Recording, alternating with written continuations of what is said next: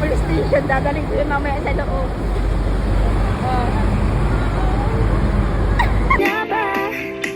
Na baka ang puso ko'y mapabigyan.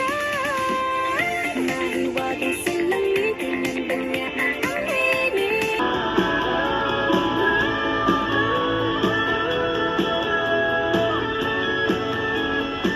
Nandyan ka na, ako madali ka lang katabi.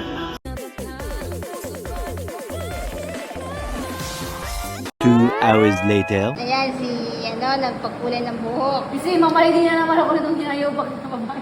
Tapos tingnan mo yung buhok kagad dito.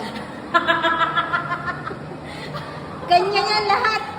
Kanya yan! Kasi pala, ay nga kalimutan ko pag pala siya magkulay ng buhok. Nag-ahit muna ng bulbo.